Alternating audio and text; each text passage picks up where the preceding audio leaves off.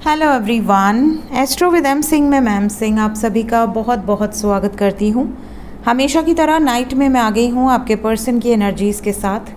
देखते हैं collective level पे आपके पर्सन की वर्तमान भावनाएं अभी इस वक्त डीपेस्ट इमोशंस क्या हैं आपको लेकर, इमीडिएटली क्या एक्शन एक्सपेक्टेड है। तो शुरू करते हैं गाइज आज की रीडिंग लेके प्रभु का नाम। हर हर महादेव, जय हो शिव शक्ति, जय हो राधे कृष्ण, जय हो मेरे भाई।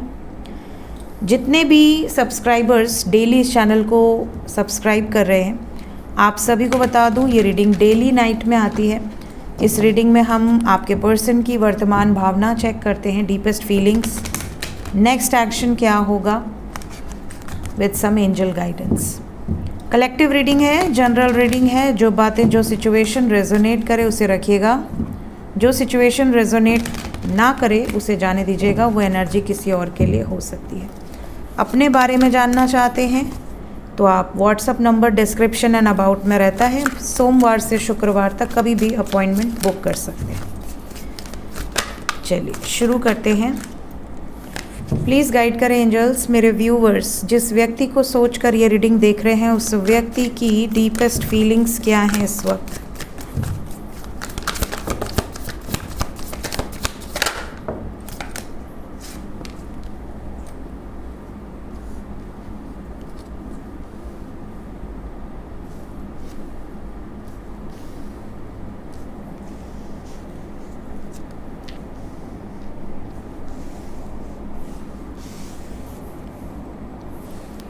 क्लैरिफाई कर लेते हैं ईच एंड एवरी कार्ड्स को ताकि और ज़्यादा क्लैरिटी मिले हमें।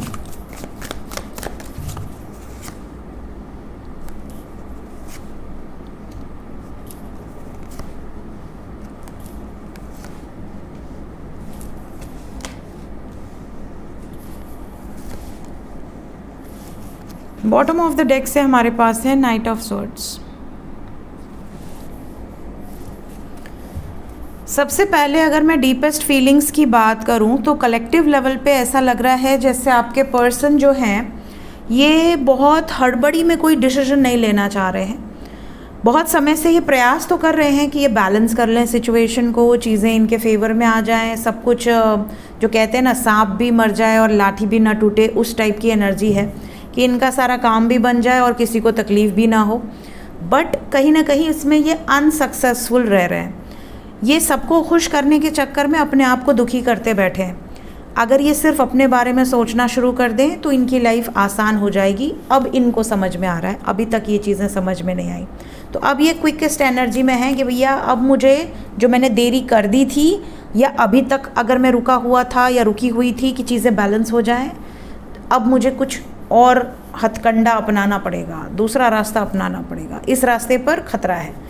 ऐसा ना हो कि मैं धीरे धीरे सोचूं कि चीज़ें बैलेंस हो जाएं, ये भी खुश रहें, वो भी खुश रहें, वो भी खुश रहें और मेरा पार्टनर ही मेरी ज़िंदगी से हमेशा हमेशा के लिए निकल जाए। तो ये डर अब इनको सता रहा है। कहीं ना कहीं ये छोटे छोटे मैसेजेस करके बीच बीच में आपका हालचाल ले लेते हैं ताकि इनको पता रहे कि भैया है ना, सब कुछ परफेक्ट है ना, इसके दिल दिमाग में कोई और तो नहीं घुस गया या घुस गई। दूसरी चीज़, बीच बीच में आपको रोमांटिक मैसेजेस भी करते हैं ताकि आपकी तरफ से अगर रोमांटिक रिप्लाई आ जाए तो ये समझ जाएं, कंफर्म हो जाएं भैया अभी तो हमारे पाले में ही है, अभी तो गेम पलटा नहीं है। तो ये बीच बीच में ये जांच परख करते रहते हैं या करती रहती हैं। कभी आपको अनब्लॉक कर दिया, कभी फिर से ब्लॉक कर दिया, कभी फिर अनब्लॉक कर दिया। आपको लटकाए हुए हैं, खुद भी लटके हुए हैं, चीज़ें आगे नहीं बढ़ रही हैं। बट अब इनको टेंशन है, अब यहाँ पर टेंशन दिख रही है इनके दिल में। पहली बात तो इमोशंस आपके लिए बढ़ गए हैं और इमोशंस बढ़ने के कारण इनको अब ऐसा भी लग रहा है कि कहीं हमारा रिश्ता हमेशा हमेशा के लिए ख़त्म ना हो जाए। तो इससे पहले मुझे स्टैंड लेना होगा। सिर्फ इमोशंस रख के अचार डाल के कोई मतलब है नहीं। मुझे कहीं ना कहीं तो अपने इमोशंस के लिए खड़ा होना होगा, स्टैंड लेना होगा, तभी जाकर हम दोनों के बीच में जो रिश्ता है इसमें न्याय हो पाएगा, जस्टिस हो पाएगा। तो आपके पर्सन की एनर्जी में याद तो बहुत ज़्यादा आ रही है आपकी इस वक्त। आपके इमोशंस जो हैं वही एग्जैक्टली आपके पार्टनर के भी इमोशंस हैं। जैसे आप इनके बारे में बहुत ज़्यादा सोच रहे हैं या सोच रही हैं, आपके मन में जो भी भावनाएं हैं इनको लेकर एग्जैक्टली ये चीज़ें मिरर हो रही हैं।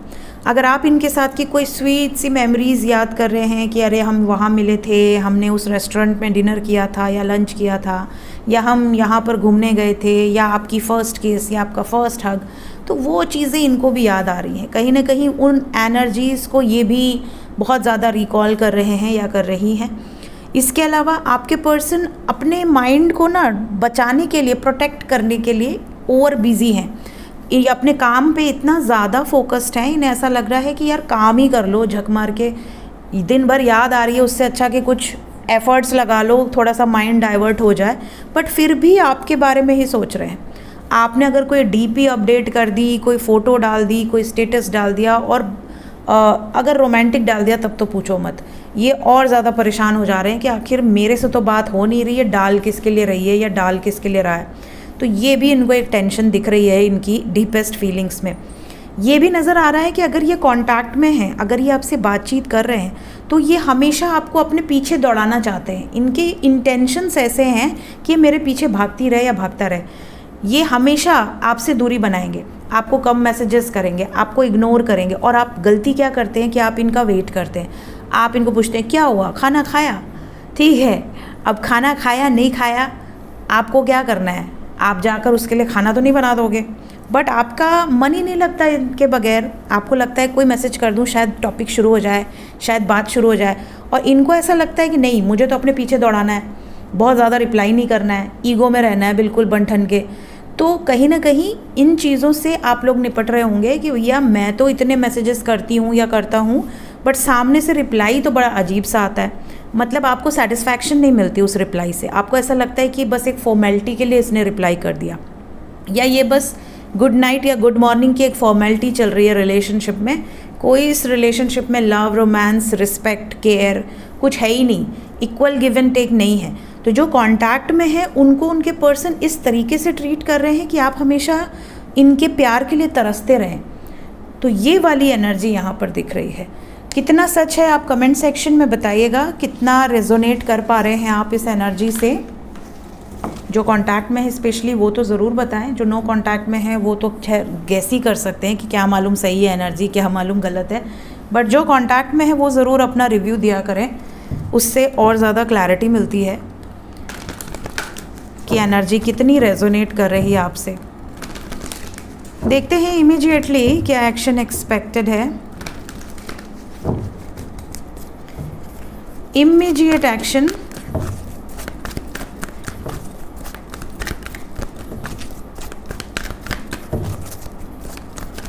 सबसे पहले जो लोग नो कांटेक्ट में हैं घबराएं नहीं।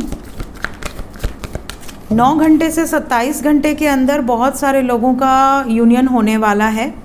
बहुत सारे लोगों के लाइफ से ऐसी सिचुएशन होगी कि अगर आपके पार्टनर किसी कार्मिक रिलेशनशिप में थे या थीं, तो कहीं ना कहीं उस रिलेशनशिप को लेकर ये कोई बड़ा निर्णायक फ़ैसला लेंगे, आपकी तरफ वापस आएंगे, ये भी दिख रहा है। आपको कोई गुड न्यूज़ दे सकते हैं, ये भी दिख रहा है।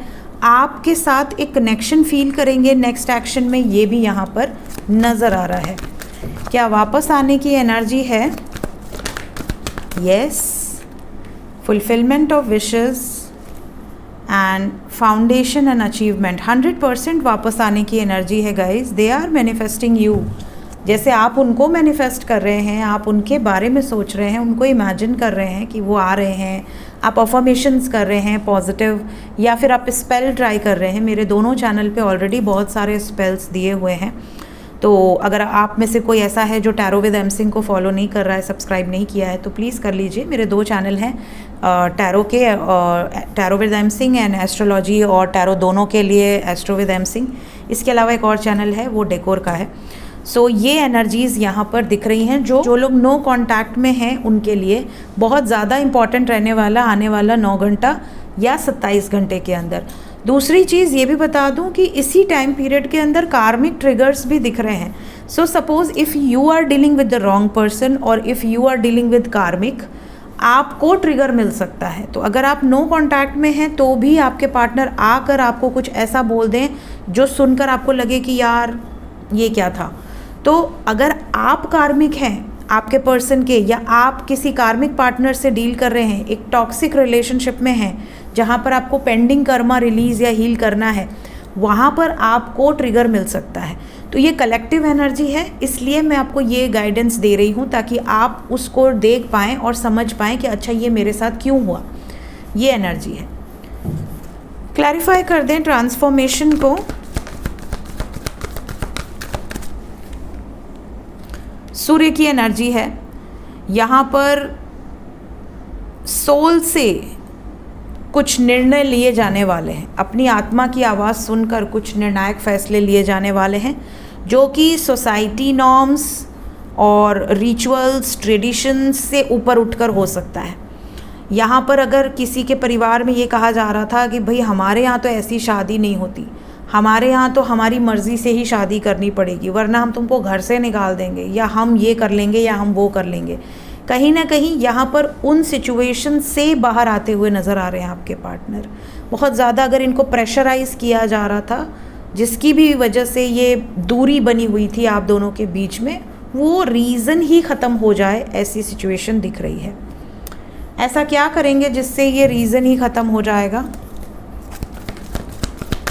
होप रखिए यहाँ जस्टिस होगा, या तो चीज़ें बैलेंस आउट होंगी या तो एंडिंग ऑफ अ साइकिल। ये एनर्जी है।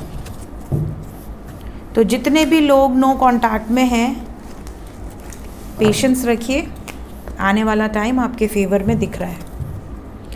देखते हैं जो लोग कांटेक्ट में हैं उनके लिए इमीडिएट एक्शन क्या एक्सपेक्टेड है। जो लोग कांटेक्ट में हैं, इमीडिएट एक्शन 5 आवर्स से 23 आवर्स के अंदर की एनर्जी रहने वाली है।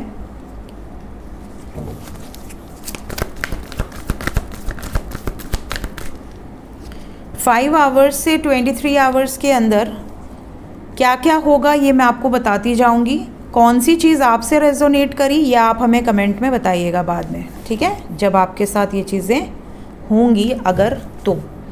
सबसे पहले तो जो लोग कांटेक्ट में हैं उनके साथ सबसे पहली चीज़ ये होने वाली है आने वाले 23 घंटे के अंदर कि आपके पर्सन आपसे बात करें और कहें कि यार मेरी फाइनेंशियल सिचुएशन की तो बैंड बजी पड़ी है, मेरी फाइनेंसेस तो इतनी डाउन हो गई हैं कि मुझे लग रहा है कुछ दिन में कटोरा लेके बैठना पड़ेगा, मेरे ऊपर कर्ज चढ़ गया है या नौकरी खतरे में है। इस तरह की बातचीत हो सकती है। या जॉबलेस है, जॉब ही नहीं लग रही, कितना ट्राई कर रहे जॉब मिल ही नहीं रही, इस तरह की बातचीत होने वाली है। तो अपने कुछ फिनेंशियल प्रॉब्लम शेयर करेंगे।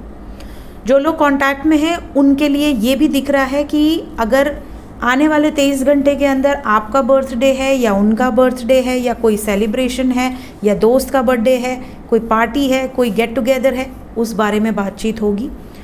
इसके अलावा आपके साथ कुछ सेलिब्रेट करना चाह रहे हैं, वो सरप्राइज़ हो सकता है या मे बी आपको इनवाइट कर सकते हैं। कुछ लोगों के लिए इमीडिएट एक्शन में ये भी नज़र आ रहा है कि आपके पर्सन आपको ये कहना चाहेंगे कि यार थोड़ा सा सब्र रखो, चीज़ें बैलेंस होने दो, थोड़ा सा माहौल शांत होने दो, उसके बाद हम आगे बात करेंगे। तो थोड़ी सी यहाँ पर चीज़ें रुकेंगी, जो चीज़ें आगे बढ़ रही थी उसमें थोड़ा सा एक ब्रेक लगेगा। कुछ लोगों के पर्सन ये भी कहना चाहेंगे कि ये किसी कोर्ट मैटर में अटके हुए हैं, कोर्ट मैटर से जब तक ये फुल एंड फाइनल बाहर नहीं आ जाते तब तक चीज़ें फेवर में नहीं आएंगी। तो ये बात आपको क्लियर होनी चाहिए। और कुछ लोगों के पर्सन ये भी कहेंगे कि मुझे तुम्हें फ़िज़िकल लेवल पे मैं तुम्हारी तरफ बहुत ज़्यादा अट्रैक्टेड हूँ और मुझे लगता है कि हमें मिलना चाहिए। अगर आप पहले ऑलरेडी मिले हुए हैं या क्लोज रिलेशनशिप है या इंटीमेट रिलेशनशिप है तो अलग बात है। अदरवाइज़ यहाँ पर ये अपनी तरफ से आपको एक तरह से प्रपोज़ कर सकते हैं कि हमें डेट पे चलना चाहिए या हमें एक दूसरे को और करीब से जानने की ज़रूरत है, या थोड़ा सा फिज़िकल होने से रिलेटेड बातचीत यहाँ पर हो सकती है, या आपको ये जांचने परखने का काम करेंगे कि आपकी इंटेंशंस क्या हैं इनको लेकर। इस तरह से कोई बातचीत हो सकती है। इसके अलावा अगर आप मैरिड कपल हैं और सेपरेशन में हैं या कांटेक्ट में हैं तो आपके पार्टनर आप पर शक कर सकते हैं किसी बात को लेकर। इसके अलावा कुछ लोगों के पार्टनर, अगर आप कांटेक्ट में हैं तो या तो आपको उन पर ये डाउट रहेगा कि ये किसी से बात कर रहे हैं या इनके जीवन में कोई और भी है मेरे अलावा, या फिर ये आप पर इस तरह का शक कर सकते हैं। तो ये वाइस वर्सा एनर्जी है, या तो आपके ऊपर ये करेंगे या आप इनके ऊपर करेंगे, बट ये एनर्जी यहाँ पर दिख रही है। इवन कोई हिडन सीक्रेट है जो या तो इनके हाथ लग गया है और या तो आपको किसी पर शक है। आपके हाथ में कोई ऐसा नाम लग गया है जिस पर आपको डाउट है कि ये पक्का कोई ना कोई है इनकी लाइफ में। तो इस मुद्दे पर भी बातचीत होगी इमीडिएट एक्शन में, जो लोग कांटेक्ट में हैं। अभी कमिटमेंट से रिलेटेड एनर्जी नहीं दिखी मुझे यहाँ पर। अगर अभी तक आपको कमिटमेंट नहीं मिली है, थोड़ा सा और इंतज़ार आपको करना पड़ सकता है। लेट्स चेक कि एंजल्स इस वक्त आपको क्या गाइडेंस देना चाहते हैं ऐसी सिचुएशन में। सबसे पहले गाइडेंस तो बहुत ही क्लियर है, worry is a wasted emotion. आप कितना भी चिंता कर लें, आपके चिंता करने से कोई सोल्यूशन नहीं निकल जाएगा, ना ही आपके चिंता करने से किसी का भला हो जाएगा, उल्टा आपका ही बुरा होगा। आपका सर दुखेगा, आपकी आंखें दुखेंगी, आपका पूरी बॉडी में हमेशा ऐसा फील होगा कि यार मुझे किसी ने हल जोता दिया है। इतना ज़्यादा टायर्ड आप फील करोगे, जैसे लोग खेत में काम करने के बाद, दिन भर के बाद कैसे टायर्ड हो जाते हैं। तो आपका ही नुकसान है, आपको ही 75 तरीके की बीमारियां होंगी टेंशन लेने के कारण, स्ट्रेस के कारण आजकल ज़्यादा बीमारियां होती हैं। तो कहीं ना कहीं आप एक ऐसे अगर आप चिंता बहुत ज़्यादा करते हैं तो कहीं ना कहीं आप कोई ऐसा चिंता करके क्राइम कर रहे हैं एक तरीके से, जिस क्राइम का सज़ा भी सिर्फ आप ही को मिलना है। आपको पता है कि इसकी सज़ा मुझे ही मिलने वाली है, इसका कोई फल नहीं है, इससे कोई सल्यूशन नहीं निकल जाएगा। बल्कि बड़ी से बड़ी विपत्ति में भी अगर आप शांत रहते हैं और ध्यान लगाकर सोचते हैं कि इसका सल्यूशन क्या है, इससे बाहर कैसे आया जा सकता है, तो आपको सल्यूशन ज़रूर मिल जाएगा। या फिर कोई आपके आसपास ऐसे लोगों की अगर आपकी संगति है कि आपको लगता है कि उसके भी आइडियाज़ लेते हैं, इसके भी आइडियाज़ लेते हैं, तो आप क्रिएटिव आइडियाज़ लीजिए कि भैया ऐसी सिचुएशन में क्या कर सकते हैं। भले कीजिए अपने मन की, अपने दिमाग की, अपने दिल की, लेकिन आइडियाज़ तो आपको मिल ही सकते हैं। सो अगर आप बहुत ज़्यादा छोटी छोटी बातों पे टेंशन लेते हैं तो टेंशन ना लें। एंजल्स आपको ये भी कहना चाहते हैं कि सब्र रखें। देखिए फिर एक जैसे कार्ड आ गए। इस डेक की खास बात है ये कि इसमें बहुत सारे कार्ड्स हैं और सब अलग टाइप के कार्ड्स हैं, बट जब भी मैं कार्ड निकालती हूँ पता नहीं कैसे एक जैसे कार्ड आते हैं। इसमें होता है ये, अरे तीनों कार्ड एक जैसे हैं इस बार तो। सबसे पहला मैंने बता दिया, worry is a wasted emotion. दूसरा यहाँ पर है कि सब्र रखना बहुत ज़रूरी है। कई लोगों के अंदर पेशेंस नहीं होता। आज नो कांटेक्ट हुआ, रोने लगते हैं, चिल्लाने लगते हैं, ऐसा हो जाता है जैसे कि भैया अब कुछ कर ही लेंगे। अरे नो कांटेक्ट है। पहले के ज़माने में फ़ोन नहीं हुआ करता था, पहले के ज़माने में व्हाट्सअप, फेसबुक, इंस्टा नहीं हुआ करता था, लोग सालों सालों दूर रहते थे, तो क्या उनका प्यार ख़त्म हो जाता था? नहीं होता था। इट्स सिंपल, अगर उसको प्यार है तो वो आज नहीं कल वापस आएगी या आएगा, नहीं है तो वो दूर ही रहे तो बेटर है। आपका जीवन वेस्ट हो उससे अच्छा है कि वो दूर रहे। सब्र रखा करें। बहुत जल्दी हड़बड़ी अच्छी नहीं होती हर चीज़ में, बल्कि जितना रिलेशनशिप स्लो चलता है ना उतना मजबूत होता है। तो स्लो चलने दो, मज़े लो उस जर्नी के।